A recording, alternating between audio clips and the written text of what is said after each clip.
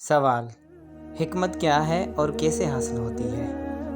جواب: حکمت جو ہے وہ علم سے آگے کی ایک چیز ہے۔ علم جو ہے وہ معلوم کا نام ہے۔ دین کا علم بہتر علم ہے۔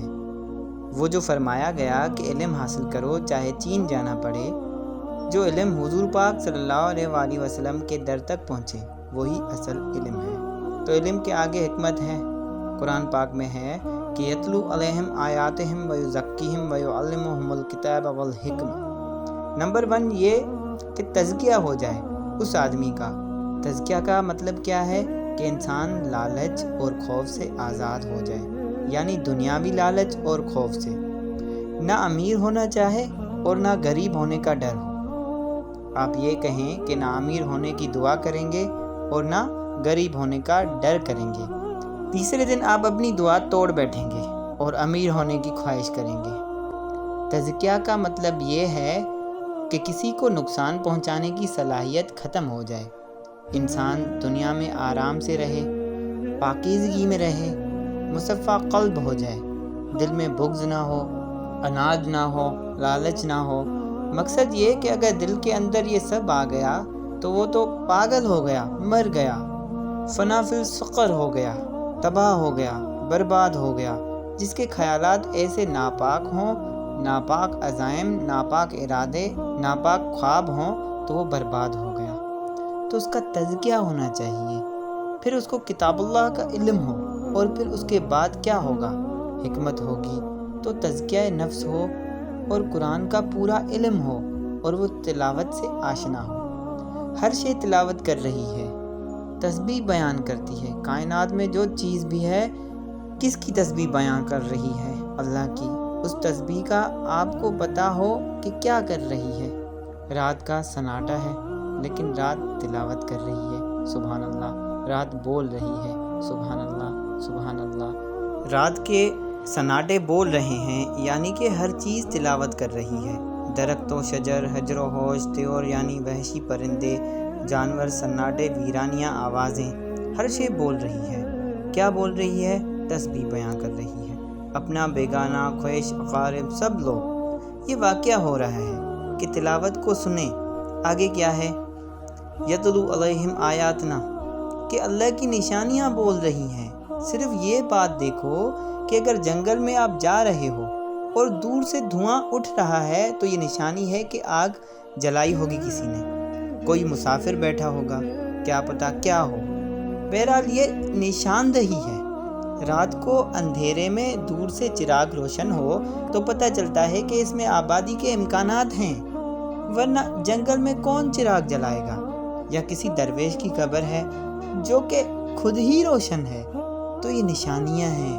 منظر سے وجوہات معلوم کر لینا کہ یہ منظر کیسا ہے، یعنی کہ ہم اپنے گھروں میں پھول لگاتے ہیں، لگتے نہیں ہیں، روز مرجھا جاتے ہیں، اور ان کی قبروں کو دیکھو، روشن ہیں، چمکتی ہیں، رونقیں ہیں، میلہ ہے۔ ہم روز سیاست میں میلہ لگاتے ہیں اور لگتا نہیں ہے۔ اجتماع کرنا بڑا مشکل ہے۔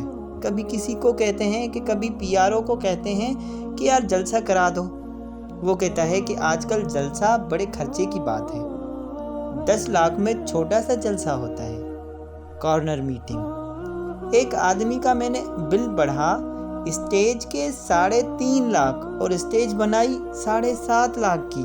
اسٹیج والا کیا کرتا ہے؟ اسٹیج بنا دیا اور سامان اپنا واپس لے گیا، اور گورنمنٹ کو 5 لاکھ 7 لاکھ پڑ گئے۔ سارے اداروں میں ایسا ہے۔ تو اس سے کہا کہ 1000 آدمی کا جلسہ کرا دو، کہتا ہے 5 لاکھ لگیں گے۔ کہتا ہے کہ 10,000 کا جلسہ کرا دو، کہتا ہے کہ زیادہ لگیں گے۔ یہ ایک الگ ادارہ ہے، اسے آپ آرڈر دیتے ہو۔ یہ ادارہ سیاسی نہیں ہوتا، کاروباری ہوتا ہے۔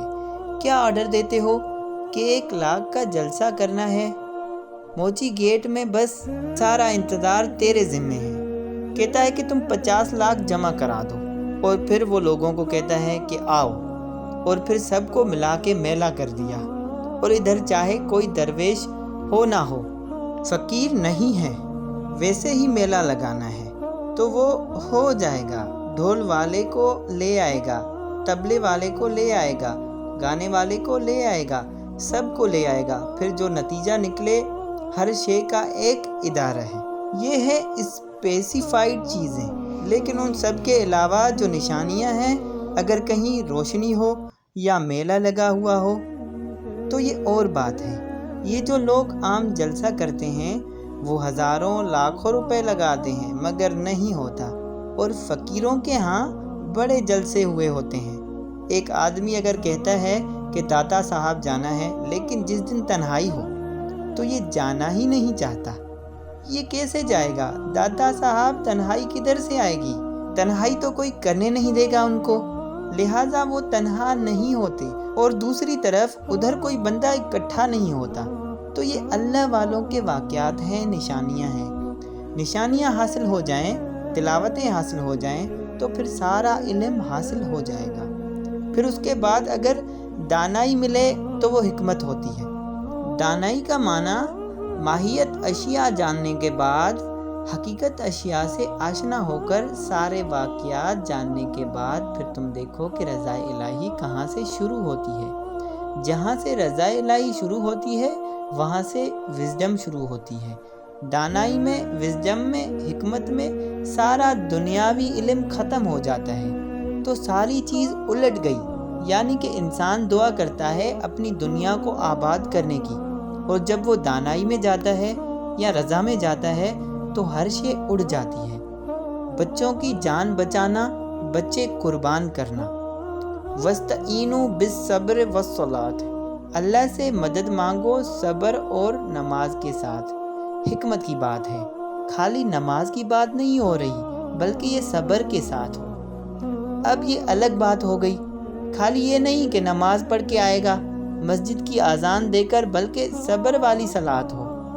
تو مومن جو ہے اس کی نماز ہوتی ہے صلاۃ وتھ صبر۔ اب آپ دیکھو کہ آپ خوشبودار کپڑے پہن کر عید مناتے پھرتے ہیں، اب جو صبر کے ساتھ نماز پڑھ رہے ہیں یہ ہیں صبر والے لوگ، حکمت والے لوگ۔ وَاسْتَعِینُوا بِالصَّبْرِ وَالصَّلَاةِ، اور پھر اللہ نے کیا انعام دیا؟ ان اللہ مع الصابرین، کہ میں صبر کرنے والے لوگوں کے ساتھ ہوں۔ ان کا انعام تو اللہ ہے، تو صبر کے ساتھ نماز ادا کرو۔ تکلیف میں نماز پڑھنے والے کا انعام کون ہے؟ اللہ۔ اور پھر دنیا داروں کو کہا یہ اگر میری راہ میں مر جائیں تو تم انہیں مردہ نہ کہو، یہ زندہ ہیں۔ یہ زندہ کیوں ہیں؟ کہتا ہے کہ جو میرے ساتھ لگ گیا وہ زندہ ہی زندہ ہے۔ تو زندگی کیا ہے؟ اللہ کے ساتھ وابستہ ہونا زندگی ہے، اور خدا سے غافل ہونا موت ہے، چاہے یہ اسی زندگی کے اندر ہے۔ موت کیا ہے؟ غفلت من اللہ، اور زندگی کیا ہے؟ بیدار مع اللہ۔ زندگی کیا ہے؟ اللہ کے ساتھ ہونا، بیدار ہونا۔ موت کیا ہے؟ اللہ سے غافل ہونا، چاہے یہ اسی زندگی کے اندر ہو، چاہے آپ میلے کے اندر ہیں۔ اللہ تعالیٰ فرماتا ہے کہ ان لوگوں کی آزمائش دیکھو، غور کرو، یہ درجے کیوں ہیں، یہ صاحبان حکمت کیوں بنے ہیں؟ ان لوگوں کو میں نے آزمایا ہے خوف سے۔ اگر آپ لوگوں کو اپنا خوف معلوم ہو تو آپ کو اپنا نام پتہ چل جاتا ہے کہ آپ کون ہیں۔ کہتا ہے بڑا خوف ہے، بینک میں پڑے پیسے کم ہو گئے۔ اب یہ آدمی کون ہے؟ کاروباری بندہ ہے۔ اس کا خوف کیا ہے؟ پیسہ۔ خوف سے انسان کا مرتبہ پتہ چل جاتا ہے۔ کہتا ہے مجھے یہ خوف ہے کہ ہم مر نہ جائیں۔ یہ خوف کوئی ذاتی قسم کا ہے۔ خوف یہ بھی ہے کہ ملک پاکستان کہیں آگے پیچھے نہ ہو جائے، چلو یہ بہتر قسم کا خوف ہے۔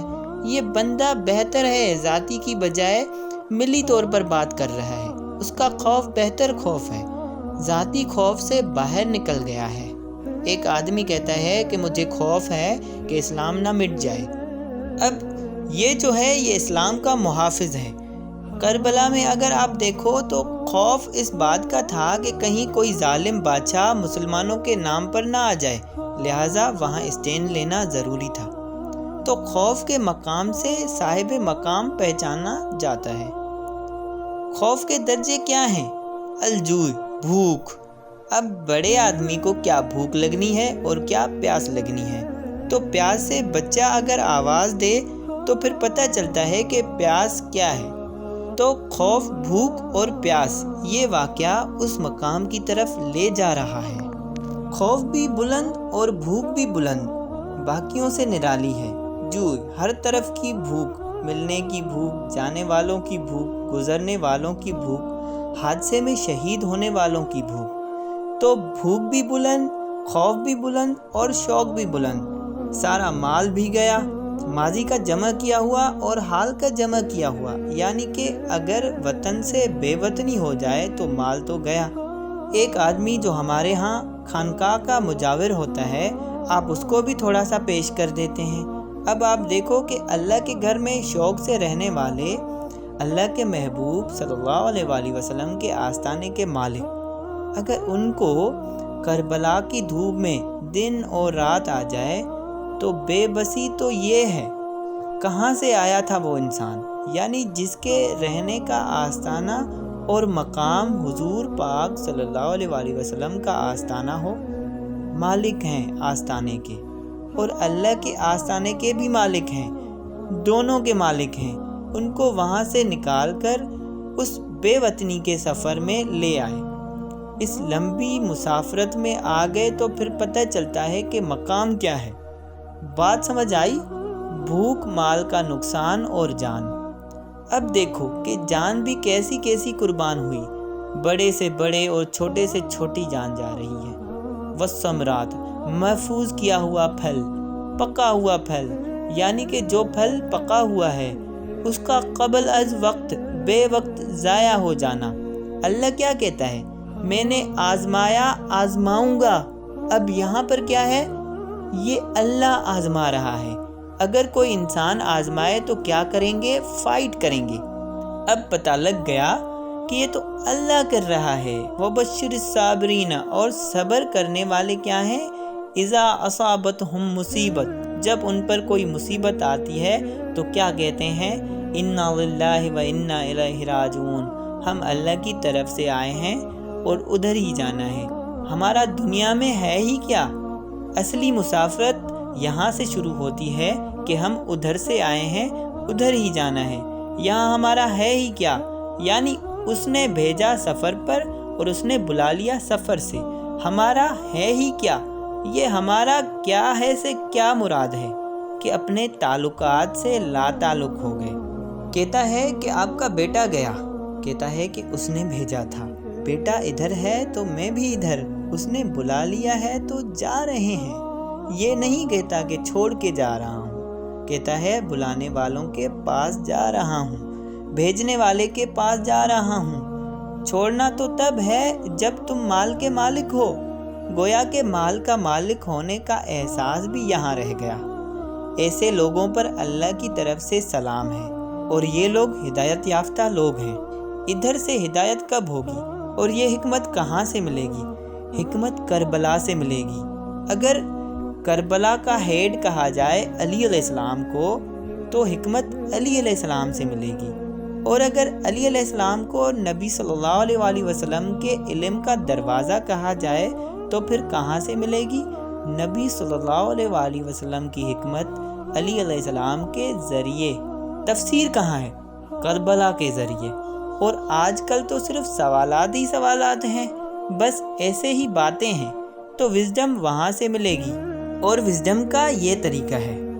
تو اللہ تعالیٰ نے بتایا کہ بڑوں کی بڑی قربانی، اور تمہارے لیے تو اللہ نے یہ کہا کہ روزہ رکھا ہے تو میں اس کا انعام ہوں۔ مطلب یہ ہے کہ یہ ہے اصل وزڈم۔ تمہارے لیے روزہ رکھنا بہتر ہے، تمہارے لیے بہتر ہے نماز پڑھنا۔ جتنے جتنے درجے ہیں، جوں جوں درجات طے کرو گے پھر اور بات آ جائے گی۔ تو دانائی کیا ہے؟ دانا کی تابعداری اور حکمت والے کی تابعداری۔